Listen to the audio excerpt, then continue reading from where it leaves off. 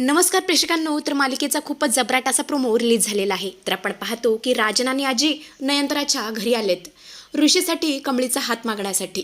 पण इथे आल्यावर कमळीने खूप मोठा गजब केलाय. तिने एका झटक्यामध्ये या गौरीचा पदर ओढून तिला सगळ्यांसमोर एक्सपोज केलंय. आणि जेव्हा राजनला समजलंय की कमळी आपली खोटी नाही तर खरोखरची मुलगी आहे, त्याला तर 440 वेळचा झटकाच बसलाय. पण कमळीला हे सगळं कसं कळालंय, तिथे गेल्यावर नक्की काय प्रकार घडलाय, सगळं डिटेलमध्ये बघूया. जबरदस्त व्हिडिओ असल्यामुळे शेवटपर्यंत पहा. तर आपण पाहतो ऋषी भयंकर चिडलाय. त्याच्या आईने जो काही प्रकार केलाय तो त्याला अजिबात आवडलेला नाहीये. कारण त्याचं प्रेम असतं कमळीवरती, त्याला या अनामिकाशी अजिबात लग्न करायचं नसतं. आणि याबद्दल तो त्याच्या आईशी बोलण्याचा निर्णय घेतो. तो सरळ आईकडे जातो आणि बोलतो, आई तू हे सगळं काय केलंस, हे मला अजिबात नाही आवडलेलं. मला न सांगता तू त्या मुलीबरोबर माझं लग्न का ठरवलंस? आणि या सगळ्यामध्ये माझं मत घेणं तुला महत्त्वाचं वाटत नाहीये का? कारण मला तिच्याशी लग्न करायचं आहे, तुला नाही. तेव्हा नयनतारा बोलते, हे बघ ऋषी, मी जे काही केलंय ना ते तुझ्या भल्यासाठीच केलंय. आता तुला वाईट वाटेल पण याचा तुलाच फायदा होणार आहे. आणि अनामिकासारखी चांगली आणि सज्जन मुलगी तुला शोधून सुद्धा सापडणार नाही. आणि तसंही तिच्या वडिलांना मी शब्द दिलाय आणि तो शब्द मी माघारी घेऊ शकत नाही. तुला तर माहीतच आहे, नयनतारा एकदा शब्द देते तर तो मागे फिरवत नाही. पण ऋषी मात्र काय केलं ऐकायला तयार नसतो. तेव्हा नयनतारा बोलते, हे बघ ऋषी, जी चूक तुझ्या भावाने केली आहे, रोहितने केली आहे ना, ती चूक तुला रिपीट करायची नाहीये. तेव्हा ऋषी बोलतो, चूक? मला नाही वाटत. राधिका वहिनीशी लग्न करून त्यांनी कोणती चूक केली आहे, कारण तशी बायको त्याला दिवा घेऊन सुद्धा मिळणार नाही. पण प्रेक्षकांनो, ही नयनतारा असते. ती काही ऋषीला भाव देत नाही आणि त्याचं ऐकत सुद्धा नाही. ती बोलते, अनामिकाला मी नाही तर कमळीने स्वतःहून पसंत केलंय. आणि हे ऐकून ऋषीची बोलतीच बंद होते. इकडे आपण पाहतो तर काय, कामिनी रागिनी घरी आलेले असतात. अनिका तर त्यांच्यावरती इतकी चिडत्याने बोलते, एक त्या साध्या गौरीला तुम्हाला पकडता आला नाही. तुम्ही दोघींना युजलेस आहात, युजलेस. तुम्हाला त्या गौरीकडून एक सत्य बाहेर काढता आलं नाही की तिची मुलगी कुठे आहे, काय करते, ते काय नाही. आता मी डॅडकडे जाणार, डॅडला इमोशनल ब्लॅकमेल करणार आणि त्याच्या मुलीचं सत्य त्याच्याच तोंडून वधवून घेणार. जस्ट वेट अँड वॉच, आता बघा मी काय करते, असं म्हणत असती राजन जवळ येते. राजन मस्तपैकी दारू ढोसून बसलेला असतो. ती बोलते, डॅड ऐक ना, तुला काय वाटतं, तुला जे माहिती आहे ते मला माहीत नाही आहे का? मला सगळं माहिती आहे. कमळीने मला सगळं काही खरं सांगितलंय. तेव्हा राजन बोलतो, काय सांगितलंय कमळीने? तेव्हा अनिका बोलते, कमळी मला म्हणाली की ती तुमची खरी मुलगी नाहीये, तिने फक्त नाटक केलंय. हे सगळं तुमचं प्लॅनिंग होतं. डॅड बोल ना काहीतरी. पण राजन मात्र तोंडातून ब्र सुद्धा काढायला तयार नसतो. तेव्हा अनिका बोलते, डॅड अरे काहीतरी बोल ना, मला काहीतरी सांग ना. कमळी जे काही म्हणाली ते खरंच आहे का? ती खरंच तुझी मुलगी नाहीये का? सांग ना डॅड. पण प्रेक्षकांनो बघा ना, या राजनची काही कमाल आहे. एवढी दारू ढोसून सुद्धा तो अनिकाला एक चक्कर शब्द सांगत नाही. तो सावध होतो आणि बोलतो, नाही कमळीचा काहीतरी गैरसमज झाला असेल. ती वेडी आहे का? उगाच काहीतरी वेड्यासारखी बडबडते. तू तिच्यावरती विश्वास ठेवू नकोस. आणि हे सगळं ऐकून तर अनिकाला खूप राग येतो. ती मनातल्या मनात बोलते, डॅड मला माहिती आहे तू मुद्दाम करतोयस ना, पण मी सुद्धा अनिका आहे. तुझ्या तोंडून सत्य हे वधवून घेणारच. इकडे आपण पाहतो तर काय, रात्रीची वेळ असते. जेवण झाल्यावर दोघेही वॉकिंगसाठी आलेले असतात गार्डनमध्ये. अनामिका बोलते, ऋषी काय झालं, तू एवढ्या टेन्शनमध्ये का दिसतोयस? ऋषी बोलतो, काय नाही. तेव्हा अनामिका बोलते, ऋषी मला माहिती आहे हे लग्न तुला करायचं नाही आहे, कारण तुझं माझ्यावर प्रेमच नाही आहे. कारण तुझं तर दुसऱ्या कोणत्या तर मुलीवर प्रेम आहे, हो ना ऋषी? आणि हे कोण ऋषी पूर्णपणे शॉक होतो, कारण त्याने तर याबद्दल काहीच सांगितलेलं नसतं. आणि अनामिकाला त्याच्या मनातलं कसं काय कळालं हेच त्याला काही समजत नसतं. ऋषी पूर्णपणे शॉक झालेला असतो. तेव्हा अनामिका बोलते, हो ऋषी मला माहिती आहे ती मुलगी कमळी आहे, तू कमळीच्या प्रेमात आहेस आणि मला असं वाटतं तुझ्या मनातलं तू सगळं तिला सांगून टाक.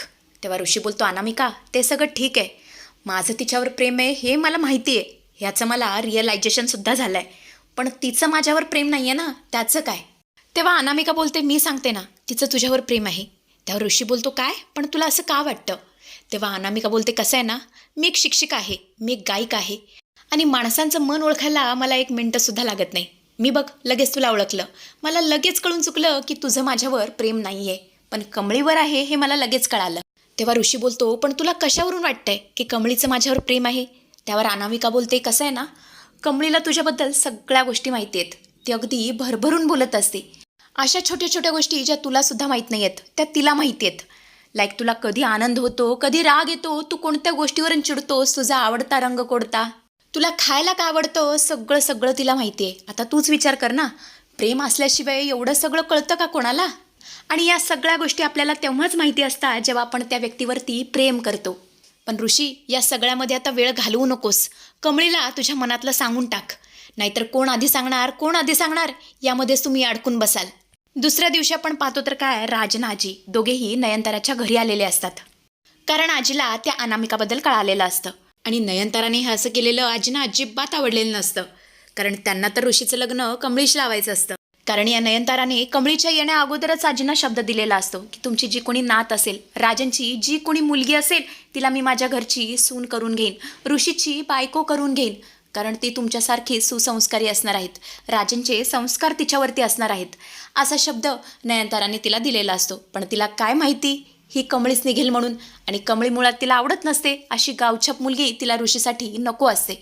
आणि त्यामुळे नयनतारा दुविधा मनस्थितीमध्ये सापडलेली असते. आधीच वचन देऊन बसल्यामुळे ती पुरतीच अडकलेली असते. आणि अन्नपूर्णा सुद्धा तेच धरून बसलेली असते. तसं बघायला गेलं तर या कमळीचं वय वर्ष किती, 18. तरी सुद्धा हिच्या लग्नाची बोलणी सुरू असते. नयनताराचं मात्र जरासुद्धा लक्ष नसतं त्यांच्या बोलण्याकडे. कारण सकाळीच ही अनामिका निघून गेलेली असते. तिला ऋषीशी लग्न करायचं नसतं. कारण त्याचं कमळीवरती प्रेम असल्यामुळे ती खोटं कारण सांगते की माझं आणि ऋषीचं मिसमॅच आहे, मला ऋषी नाही आवडलेला. आणि असं खोटं कारण देऊन ती तिकडून निघून गेलेली असते. आणि त्याच ट्रॉमामध्ये ही नयनतारा असते. कारण आल्या ही अनामिका किती खुश होती. तिला ऋषीसुद्धा आवडला होता, आमचं घरसुद्धा आवडलं होतं, मी सुद्धा आवडले होते. मग अचानक ती अशी का निघून गेली हेच नयनताराला कळत असतं. आजी बोलते, नयनतारा काय झालं अगं, कोणत्या विचारांमध्ये हरवलीस? तेव्हा नयनतारा बोलते, काय नाही. अन्नपूर्णाजी बोला ना, कसं काय काम काढलं? नाही म्हणजे आज तुम्ही दोघं इथं आलाय, बरं वाटलं. आणि राजनला सुद्धा बरं बघून जरा बरं वाटतंय. राजन, बरं झालं तू दारू सोडलीस. पुन्हा आता दारूच्या बाटलीला सुद्धा हात लावायचा नाही, मला प्रॉमिस कर. तेव्हा राजन मान डोलावतो. आजी बोलते, हे बघ नयनतारा, मला माहिती आहे आम्ही दोघे इथे अचानक आलोय, पण कारणच तसं आहे. तुला आठवतंय 1 वर्षापूर्वी तू मला वचन दिलं होतंस की माझ्या नातीचं तू तुझ्या ऋषीबरोबर लग्न लावशील. आता माझी नातसुद्धा परत आली आहे. आणि मला असं वाटतंय माझ्या नातीची कमळीची आणि ऋषीची जोडी उठून दिसेल. त्यामुळे आता वेळ आली आहे तुला तुझा शब्द पाळण्याची. बोल, माझ्या कमळीला तू तुझी सून करून घेशील का? हे ऐकून नयनतारा मात्र पूर्णपणे डिस्टर्ब झाली आहे. कारण मुळात तिला कमळी आवडत नाही आहे आणि तिला हे लग्नसुद्धा लावून द्यायचं नाही आहे. पण आता आजीनं हे सगळं सांगणार कसं? त्यामुळे ती मुद्दाम विषय चेंज करते आणि बोलते, साधना मावशी, अहो या ना, जरा चहा नाश्त्याचं बघा. पण ह्या साधनाची नेहमीप्रमाणे नाटकी सुरू आहेत. तिला राजन आणि आजीसमोर जायचंच नाही आहे. त्यामुळे मुद्दाम ती लपत बसते. पण तिथे ही कमळी आली आहे आणि तिच्या कानावरती हा विषय पडलाय. आणि आजी आपलं लग्न ऋषीबरोबर लावतीये हे पाहून तर तिला पुरताच धक्का बसलाय. ती विचार करते, हे सगळं काय चाललंय? मी तर यांची खरी नात नाहीये. आणि राजन काका ते का शांत बसलेत? त्यांनी बोलायला हवं. इकडे आता आजी म्हणत असते, तारा अगं सांग ना, तुला काय वाटतं यावर? तारा मात्र काहीच बोलायला तयार नसते. आजींना कळून चुकलेलं असतं. ती बोलते, तारा एक लक्षात ठेव, कमळी खूप चांगली मुलगी आहे आणि तिच्यासारखी सून तुला शोधून सुद्धा सापडणार नाही. मला मान्य आहे कमळीचा गावंढळपणा, तिच्या 2 वेण्या तुला खटकत असतील, पण तू अजिबात काळजी करू नकोस. तिचा आपण मेक ओव्हर करू. या सगळ्या गोष्टी आपल्याला चेंज करता येऊ शकतात. त्यामुळे काळजी करण्याचं काही कारणच नाही आहे. तेवढंच तिथे साधना चहा घेऊन आली आहे. कारण राधिका नसल्यामुळे दुसरा पर्यायच नाही आहे. तिच्या कानावरती सुद्धा हे सगळं पडलंय. गौरी आता विचार करते, हे सगळं काय सुरू आहे? माझ्या कमळीचं लग्न? तिचं वय तरी आहे का लग्न करायचं? नाही म्हणजे हे तिच्या शिकण्याचं वय आहे म्हणून तर ती मुंबईला गेली होती. नाही, हे सगळं फार चुकीचं घडतंय. मला हे सगळं अडवायला हवं. पण हे समज मी अडवणार कसं? माझ्या तेवढी हिंमतच नाही आहे. आणि या सगळ्या विचारांमुळे तिच्या हातातून एक खूप मोठी चूक घडते. ते म्हणजे चहाची बशी खाली पडते आणि तिचा हात भाजतो. आणि आज आबांचा वाढदिवस असल्यामुळे त्यांची आठवण म्हणून त्यांनी दिलेल्या बांगड्या आसरूने घातलेल्या असतात. आणि या एका गोष्टीमुळे खूप मोठा ट्विस्ट येतो. आणि हे पाहून कमळे आता मदतीसाठी चटकन पुढे येते. ती बोलते, मावशी थांबा असं म्हणतच ती साधनाजवळ येते, गौरीजवळ येते आणि तिचा हात हातात घेते. जेव्हा ती गौरीचा हात हातात घेते तेव्हा तिला जाणवतं ही कोणीतरी खूप जवळची व्यक्ती आहे. पण जेव्हा तिची नजर गौरीच्या हातावरती पडते ती एका सेकंडमध्ये ओळखते, या तर आबांनी दिलेल्या बांगड्या आहेत. ती जोरातच ओरडते, 1 मिनिट, या तर आईच्या बांगड्या आहेत असं म्हणत असते. साधनाच्या डोक्यावरचा पदर बाजूला करू लागते. साधना नाही म्हणत असते, पण कमळीला आता बघायचंच असतं ही बाई नक्की कोण आहे असं म्हणत असती. साधनाचं न ऐकता हिसका देऊन तिच्या तोंडावरचा पदर बाजूला करते. आणि जेव्हा ती गौरीचा चेहरा पाहते तेव्हा तिला खूप मोठा धक्का बसतो. ती जोरातच ओरडते, तू? राजन सुद्धा बोलतो, गौरी तू? म्हणजे इतके दिवस तू नयनताराच्या घरी मोलकरीण म्हणून राहत होतेस? नयनतारा आजी पूर्णपणे शॉक झालेले असतात. नयनताराला तर काही समजायला मार्ग नसतो. ती विचार करत असते, जिला पण मोलकरीण समजत होतो ती तर इतकी मोठी बाई निघाली.